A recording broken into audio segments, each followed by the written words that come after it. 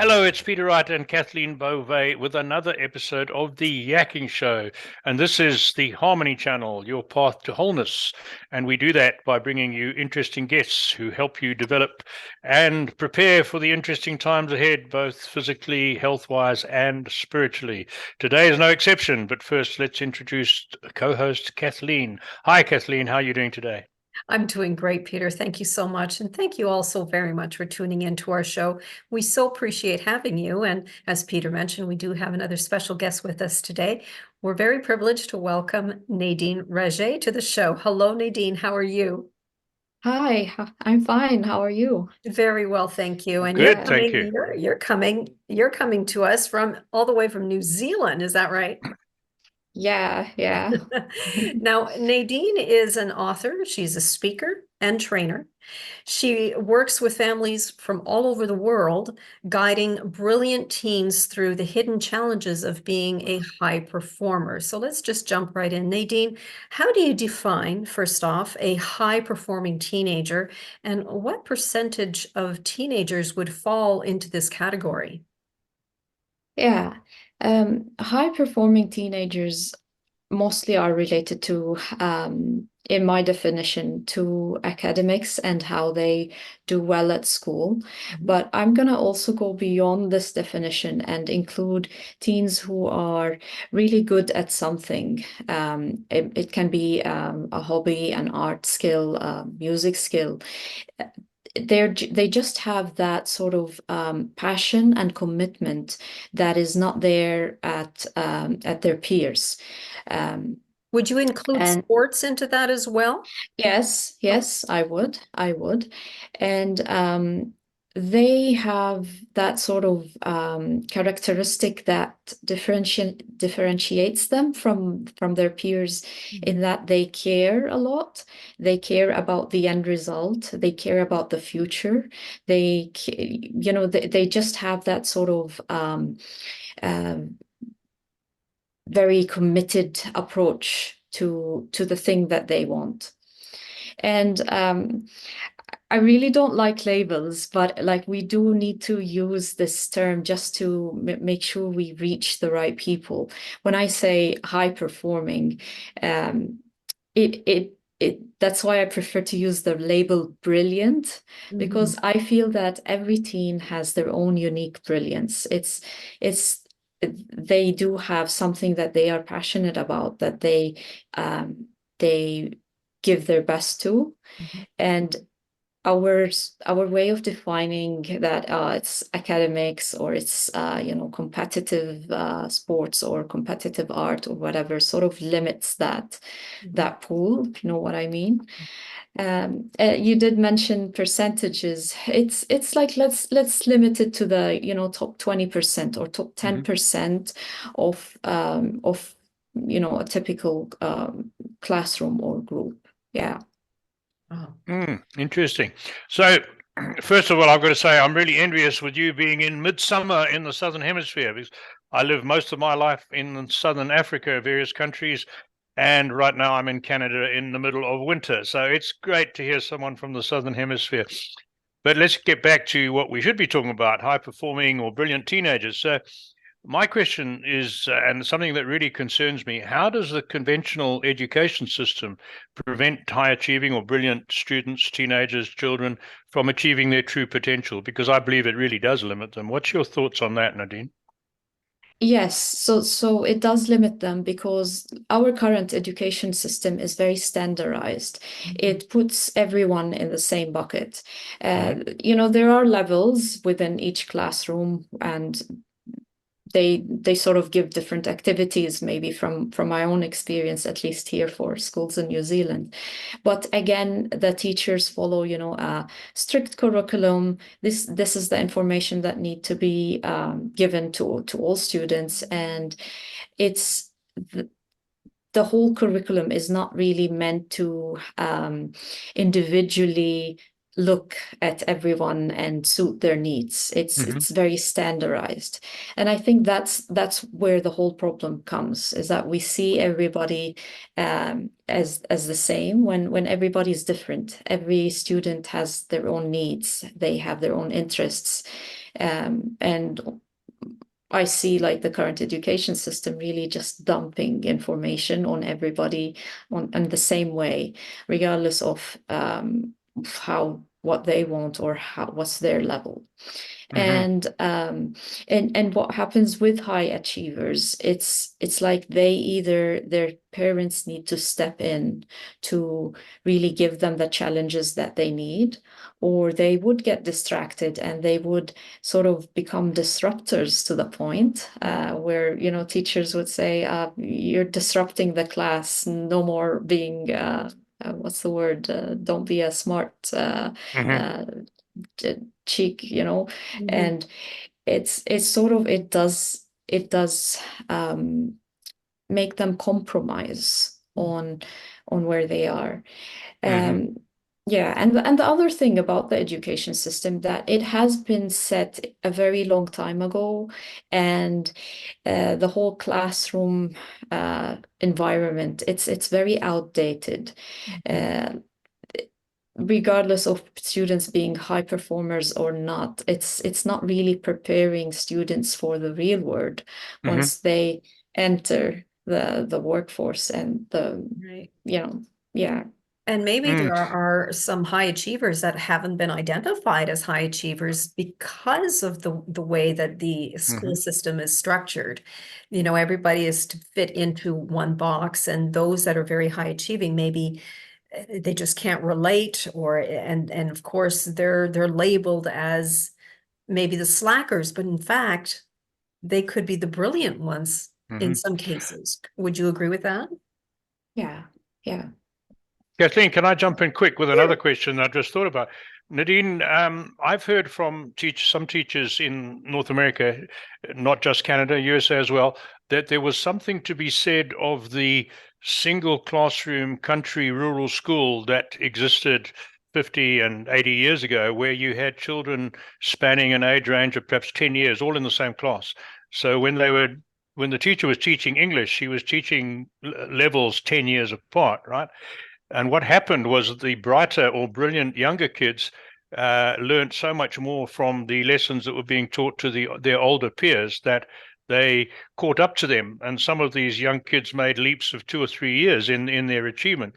So what are your thoughts on that? Is there some way that we could reap the benefits of that idea, do you think? Yeah, definitely. So again, the children learn at different paces, and there are children who learn at a very quick pace. And to put them in a classroom where the pace is controlled is limiting them. What if we can really identify which kids are learning at a faster rate than others, and just give them the more opportunities, more challenges, there's definitely room for improvement there. Right. And I do want to say that it's not blaming the teachers here. We're not blaming the teachers, because the teachers are working with the education system. Sure. They are working with the curriculum that we have. I always tell parents that it's on you. It's the parents, really. The parents are the ones who know their kids well. They need to be aware of how their kid learns, and give them this opportunity. And it might include, something extra to school, or maybe homeschooling, or like there are so many options out there. Sure. It's up to the parent to really take on this responsibility and see what fits the child well. So what advice do you have for them over and above what you just said then, in terms of if they have a high performing teenager, where should they start? Where do they start with all of that? So if they do know their kid well, so that's the first step, knowing their kid very well, knowing their their son or daughter's interests, what sparks their interests as well. And looking at looking at their kid in a holistic way. So not just checking, okay, you're very good at this, but what else do you need? What skills do you need so that whatever you're good at can, shine out? So it always comes down to that balance of, okay, you have the intellectual abilities here. Okay, let's see, do you have the social or emotional intelligence skills over here so that you can, whatever talent you have, so that you can bring more to it. And um, and oftentimes this is where the gaps lie. Like the kid is very bright in one subject or in one topic. However, they lack a lot of other soft skills or a lot of confidence. Sometimes self-confidence is a skill. So it's sort of looking at it in a holistic way and seeing where are the gaps and addressing those gaps. Mm-hmm. Okay, so on your website, you talk about teaching resilience, and you teach resilience. So it's my observation from my advanced age in my 70s and having been at school 60 years ago, that overprotective parenting since the 1980s has prevented a lot of children from developing resilience. What are your thoughts on that? Yeah. The overprotection it sort of fires back on the parent. Um, in the end, you can't protect your child from the real world, and no one is living in a bubble. And as we can see, like these days with the internet and everything being done online and the availability of all information, you really cannot protect your child in the way that you think you're just going to shield them from all the bad things out there. The better approach is to actually talk about everything, spread awareness, and uh, spread the right awareness. It's like, okay, these things exist, and what can we do about them? Instead of letting your child learn about these things on their own and then have no clue on how to handle them, or look for Google or YouTube to find answers. Um, and again, with whatever parents try to do, it's life. Like life has its challenges, and we've all seen during the past 2-3 years with the pandemic and COVID, it's sometimes the crisis can be so global that it affects everyone. And yeah, this overprotection is no longer, you can't really do it anymore these days. Yeah. So can I just jump in quickly? Nadia, you mentioned before we started the show that you haven't been in New Zealand that long, so you've had experience in other parts of the world. Would you say that other cultures and other societies are better at recognizing the individual development levels of children than our Western standardized schooling system? What's your experience there? So to give a bit of background on where I come from, I'm originally from Lebanon in the Middle East.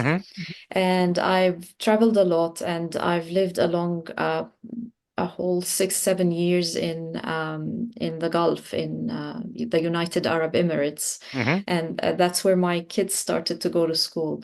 And there's a whole different approach to education. At least in where I come from, education is like your biggest weapon, let's say. If you are educated, you have more chance to, to find that good job. And the higher education that you have, the more, more secure job that you can get. However, like this education really focuses on academics. If you're not an engineer or a doctor, then you're really not successful. It's that real mentality. So there's a lot of stress on academics, and there's a lot of pressure on kids to succeed academically, and all the other creative skills, or let's say like art or music or or sports even. Like these are, pushed aside, saying, Sure. oh, these are not important. And I see it these days in a lot of countries, again, from the Middle East or from the Eastern countries, like from India or from China, because I work from I work with lots of immigrant families, and I see that the parents also come from this mentality that my son or daughter needs to be a high performer in, the main subjects, maths or language, and all the other subjects are not important. But Right. what this does to the child is that it sort of represses their own natural gifts and talents. There are so many high performers high performer teens who do well academically, but they don't have that passion for it. They just do it for the sake of pleasing their parents. Their parents, right? Yeah. Right. And what happens later, and I see this, in a lot of people where they, okay, they got the degree, they got the college degree, and they went into the job and they do not like the job and they had to stick with it. And then it's only when they reached, midlife that they realize they've been living a life based on someone else's needs and dreams. Right. And they have wasted all their youth and all their life Sure. giving efforts where somewhere they don't want it. Yeah. So this is what I mostly help my own like the people that I work with, the kids that I work with. I help them get clear on what they really love, what's that real passion that they have, and then we find a common ground between them and the parents. Right. And that's the hardest bit. Yeah. So Nadine, some gifted children do not develop their societal and interpersonal skills as quickly as their intellectual skills. How do you help with that? I mean, we see it here in some countries. We see 12-year-olds going into college. They're still 12-year-olds on an emotional level, but on an intellectual level, they're well advanced. How do you help those children? So again, it comes back to balance between the intellectual part and the emotional intelligence part. See, these soft skills that they do need to be able to have relationships with others, to be able to communicate well with others. There's a whole set of skills that schools are starting to get onto that, and they are starting to teach that, but it comes really from interactions from daily life, where the parents need to expose their kids to different situations. There's the academic part which feeds the intellectual side of things, but there's also that part where they have to go out and interact with people, and schools sometimes provide opportunities for speaking and for presenting. So it's all a holistic approach to things.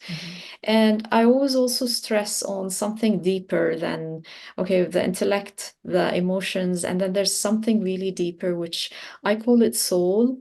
It's like mostly to do with their self-value and self-worth, and believing that they are really worthy of whatever achievements that they have. And this self-worth really gives them the excitement to learn about all the other things. Right.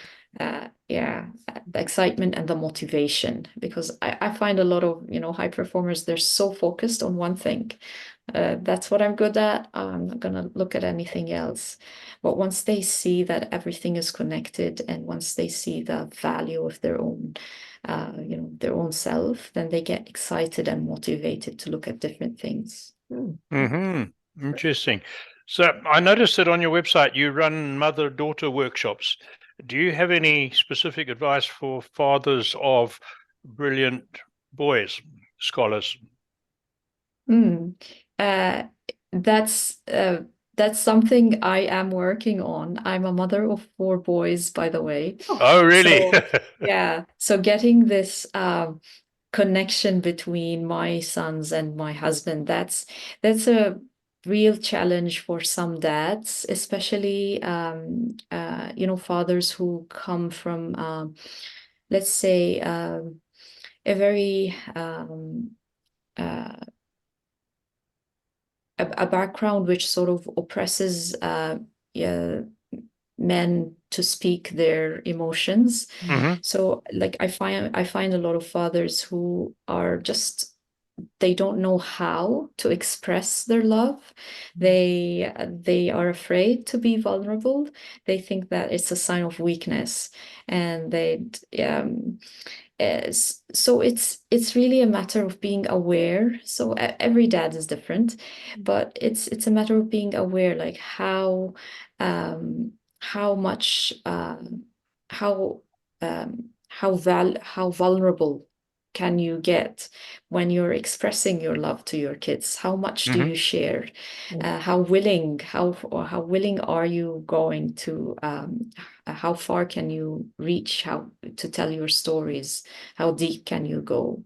Right. And it takes some work. Oh, sure, Right. sure. Yeah, Right. yeah. So, You talk. Sorry, Kathleen. You were talking about the way I was brought up. My parents were British, and traditionally British people don't show much emotion. So I don't think I was ever hugged by my father or hugged my father. Right, and I'm not criticizing him for that. It's just the way things were. When I went off to do military service, he shook my hand. When my boy Mhm. went off to boarding school, I shook their hands, and that's how we were. So I hear what you're saying. I think I've improved in the last few years, but I hope so. Yeah, Back to you, yeah. Kathleen. Yeah. So, how did you get into this particular field, Nadine? Because you have a background in engineering, don't you? Yes, yes. So that's my story. I actually went to engineering school, and my parents did invest in me. I was raised as if I was the eldest boy when I was the Mm. eldest girl in my family, and my parents really encouraged me and really invested me, and so I went into engineering school. And I am still a practicing engineer. I currently work as a fire and safety engineer. And the way that my work with teens started, I used to volunteer a lot at high schools talking about STEM subjects. Hmm. And I realized that it's something I enjoy doing, talking to young people and hearing their needs and listening to what they're going through. And I found myself like giving advice, and the way the advice was received was in a very positive way. Mm. So when COVID hit, I decided to create this, online space where I get to, give support to families. And that's how the whole coaching business idea started. Oh, well done. Yeah, Mm. yeah. Excellent. Very good. Very good. So here's one for you. On our business channel, we ask our guests who are all successful in some field of business, is there a single characteristic or mindset or habit in their experience that distinguishes successful people from those that are average? And you were talking about soft skills. All their answers are in the soft skills category. None of them say go to a good college or get an MBA. It's all things like communication, asking questions, curiosity, empathy, perseverance, and not a lot more. Kathleen, I think there's about 10 or 12 That's right. characteristics, and it's all soft skills. So that bears it out. And then, if we've got a minute, I've already asked you something I was going to ask you, but you covered that in an earlier comment. Just an experience I had with my younger son, my older son was really good at school. My younger son, academically, not so much, hated maths. He just couldn't handle maths. We got him extra lessons. He eventually scraped through GCE O level, as it was where I came from. And then some years later, he was farming. He went to agricultural college and got a diploma. And in agricultural college, he had to use maths for working out things like seeding rate, how many seeds to plant per acre, plant populations, dilution rates of chemicals, all that sort of thing. And he suddenly said to me, "Oh, I don't have a problem with that because now I can understand what maths is all about." So once there was a practical application, he no longer struggled with maths. So that's the point I'm trying to make. Do you find that in your teaching as well? Yes, yeah. Our teens are very smart. They want to know, why do we do this? If we can't give them a convincing reason that why do we need this for, they will not really be bothered with taking it in. Yeah. And again, that's the problem with the current education system, is that we are just dumping all this information on them, and we're not really giving them the practical part of it. Right. And in my opinion, we should really start from the other way around, give them the practicals of what needs to be done, and then teach them, these are the foundations, the theoretical knowledge, and this is what we need to solve the practical side. Right. Right. Yeah. Right. And I remember this, there a lot of students when I was in school, they couldn't understand, why are we learning algebra or calculus? People never use this ever unless you're going to be a mathematician. This is something you'll never have. No teacher would explain to us that it's not the point of learning calculus. It's training the brain on how to analyze and how to problem solve. But it was never explained that way. It was just that we have to learn this as part of the curriculum, and you're going to have to learn it, and that's so unfortunate. Had students, if students were made to understand why, as what you were saying, the practicality of it, it would make more sense to them, I think. Yeah. I do want to add that we have an extra challenge these days. We're recording this so early 2024. We've got the rise of AI. We've got the whole advance in technologies that are happening. And we are in a time where we can't predict what the future can be. There are going to be so many changes. And what I tell teachers and parents, that the jobs that our kids are going to work in do not exist yet. Correct. So we do need to start focusing on their resilience and their skills as their soft skills and their intellectual skills as a high level, instead of focusing on topics and knowledge. Because they need to be prepared for what's coming, and what's coming is the unknown. That's right. And something that's happened certainly in the last 20 years is that the traditional job idea of the same career for life has fallen by the wayside. I mean, even my generation, I'm probably on my 5th or 6th career now, different career choice now. And it's even worse for the 20 and 30-year-olds, right? They're looking, many of them, at a job lasting 2 or 3 years, and then it's obsolete and they've got to move on to something else. So exactly what you're saying, we just don't know what's coming along the road. We're getting towards the end of our time. So from my side, thanks, Nadia. Thanks to our audience for listening. And a quick reminder to our audience, you've had another really interesting guest with lots of good information today. To make sure you don't miss out on our future guests, sign up for our newsletter. Hop onto our website, theyakkingshow.com. You'll find a form, sign up. We only send you one newsletter a week, and at least you'll be in the picture of who's coming on the show every week. And that's it from me. So thanks again, and back to Kathleen. Well, Nadine, one last question for you. How do people contact you? Yeah. So you can find me on my website, parentingbrilliant.com. And I do give free discovery calls where I just get to know you and listen to your needs and listen to your family's needs. And it's totally unobligational call where we just get introduced. And I do like meeting new people. So that discovery call is really fun for me. So yeah. All right. Yeah. We'll encourage all of our audience to give you a shout out. Yeah. For sure. Thank you so much for having me. Yeah. Oh, it was a Well, pleasure. thank you. Thank you. And thank you all once again for tuning into our show. If anyone is interested in being a guest on our show, we invite you to visit us at theyakkingshow.com. All you need to do is click on the contacts tab, where you will find a short application form, and we would love to hear from you. So until next time, take care, everyone. Bye-bye. Bye-bye.